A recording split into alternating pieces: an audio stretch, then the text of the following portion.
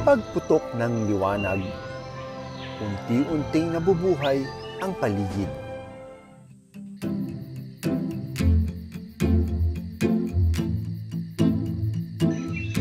Mula sa mga sanga,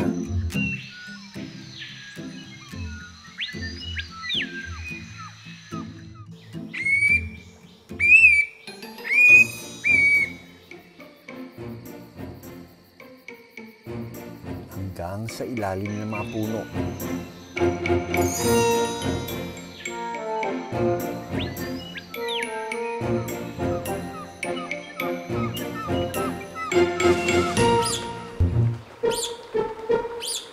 Tahimik pero makulay ang kanilang mundo.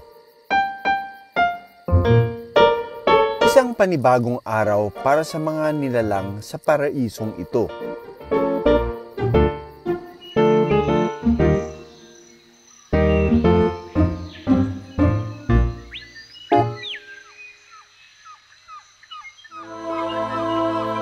Espesyal umano ang lugar na ito sa Puerto Princesa sa Palawan.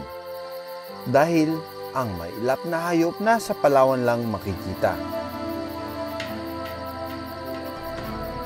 Nagtitipon-tipon sa isang sanktuaryo.